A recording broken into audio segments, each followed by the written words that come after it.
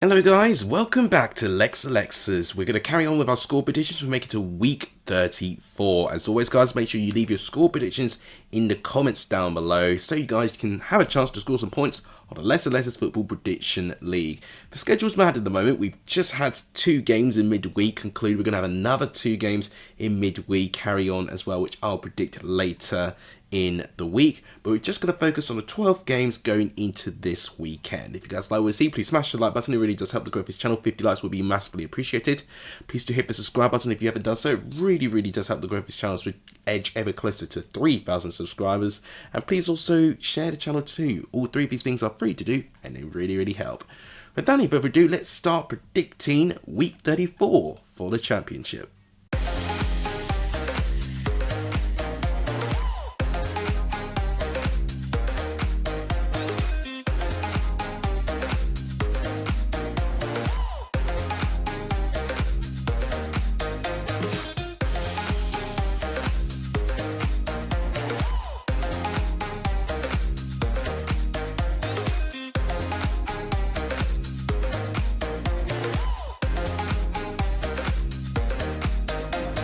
We commence these predictions with Bristol City going up against Middlesbrough.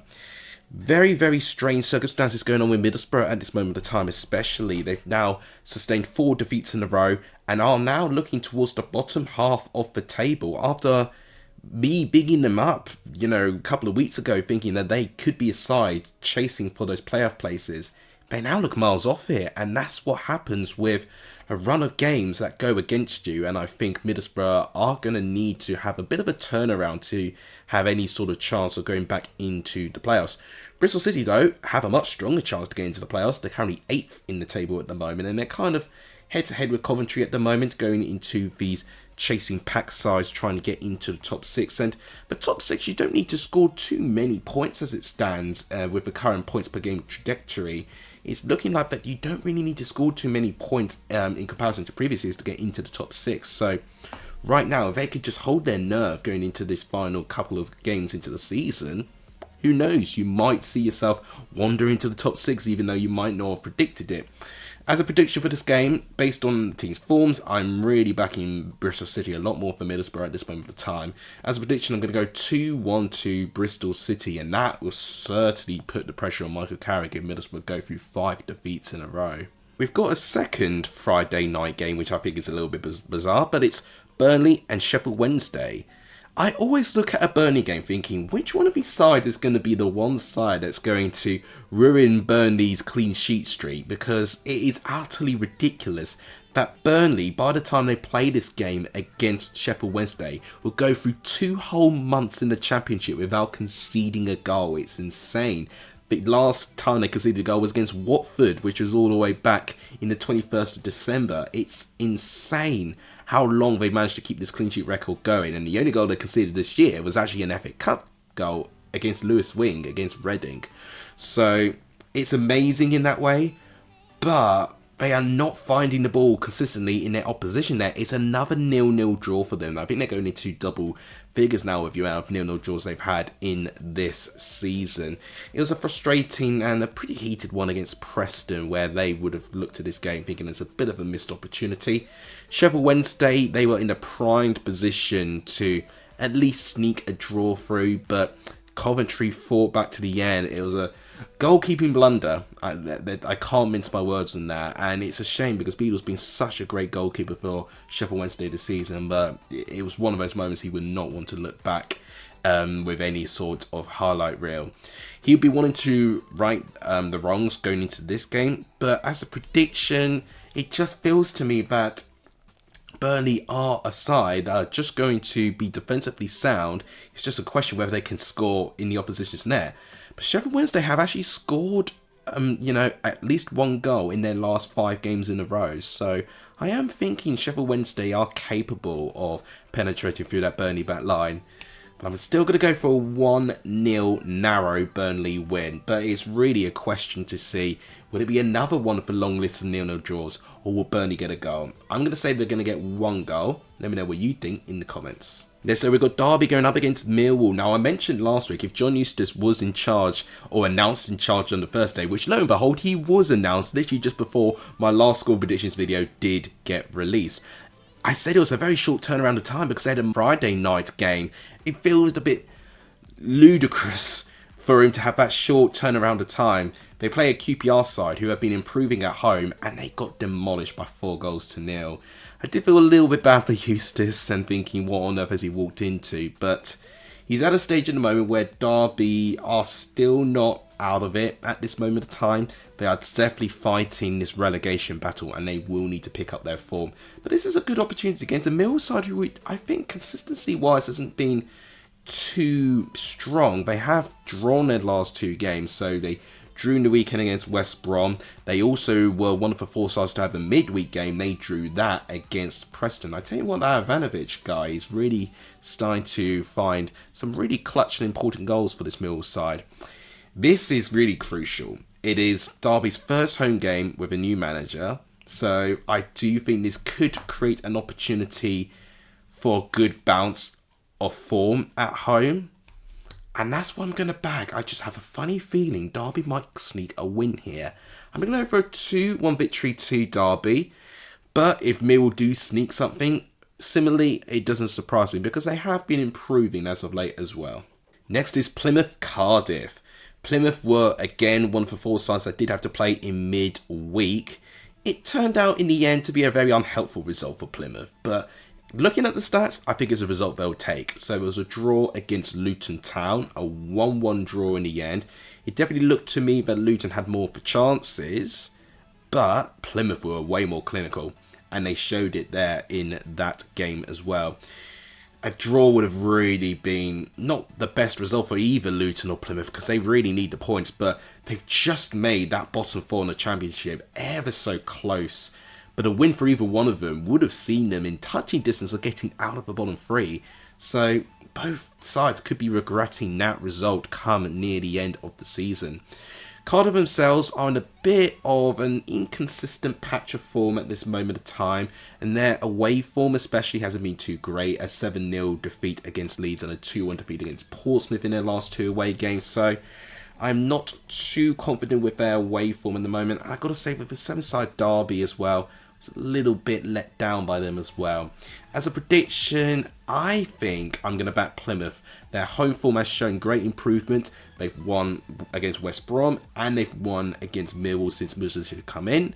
I'm going to go for a 3-1 victory to Plymouth, and that is going to give them a really big hope. And if results go their way, Plymouth could find themselves out of the bottom 3. Amazing, right? Let me know what you think in the comments. Sunderland and Hull is the next game we're going to predict here, and I've got to say, Sunderland played a classic against Leeds. It was a narrow 2-1 defeat in the hands of Leeds United, and it was a game which Sunderland were leading, you know, quite a bit. It made things really, really interesting when Isidore got them 1-0 up. Stojic coming off from the bench to score 2 goals, including a 95th minute winner.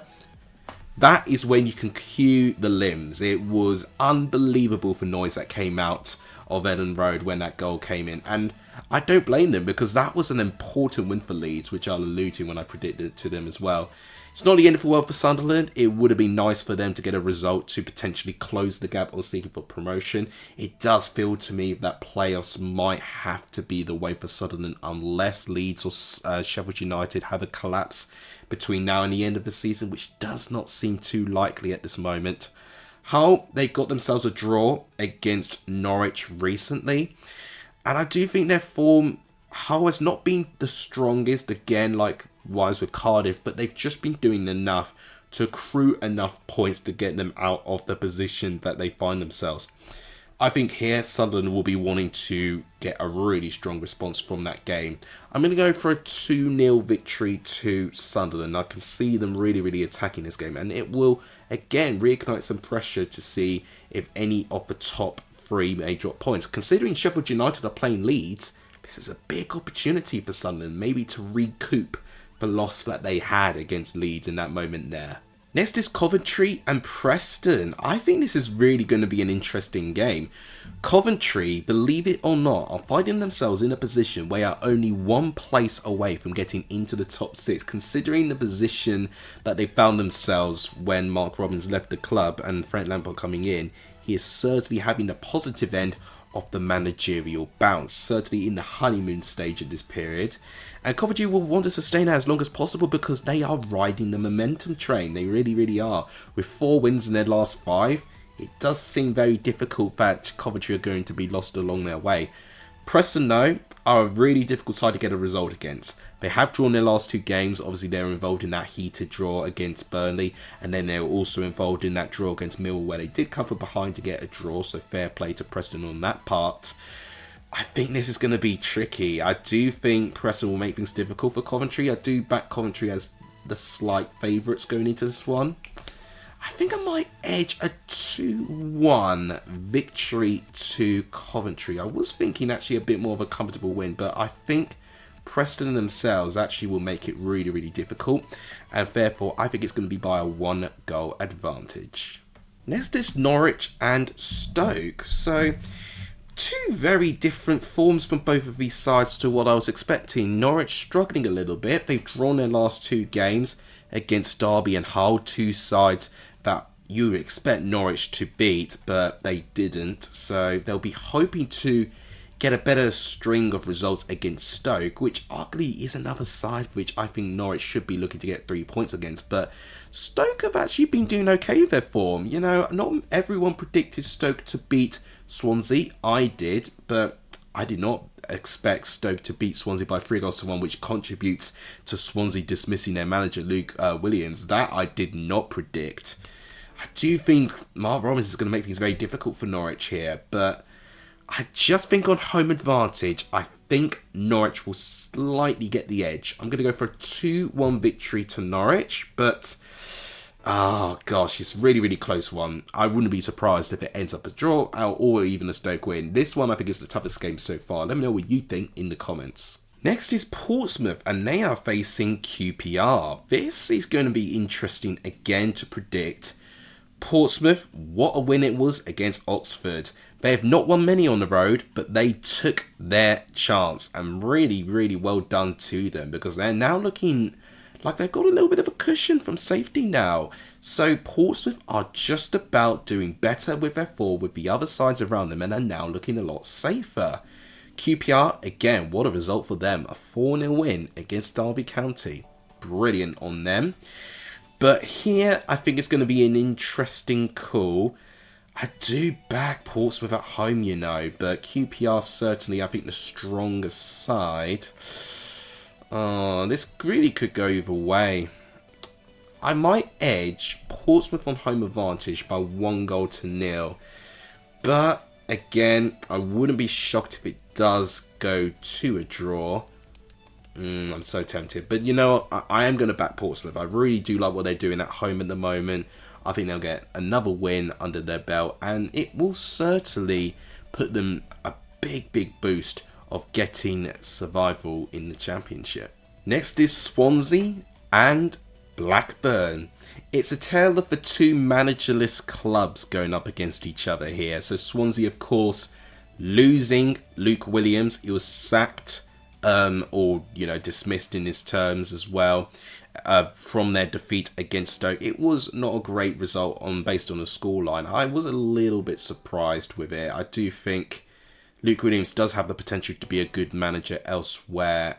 I don't know what happened really. It was more or less the results started catching up with them and there just wasn't enough variety in the tactics potentially. But I don't think it's all on Luke Williams, to be honest. I do think significant investment was required for the Swansea side and he wasn't necessarily back the whole way.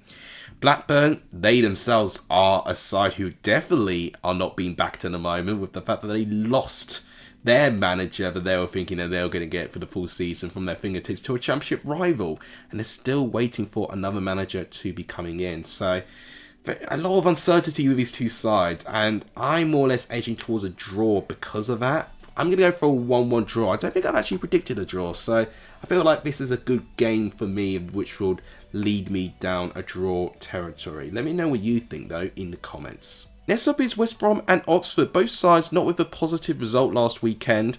West Brom with a draw against Millwall. Certainly they would have looked at this game wanting to get a little bit more from that game. Oxford, certainly the poorer result, with them being at home, losing 2-0 to Portsmouth. It's a bit of a shock considering how Oxford have been doing really, really well with their home form. And the form that Oxford are currently showing, it's certainly showing a bit of fragility with the managerial bounce that Gary Rowett did have. The question is now, did they accrue enough points in that honeymoon period that I was referring to there?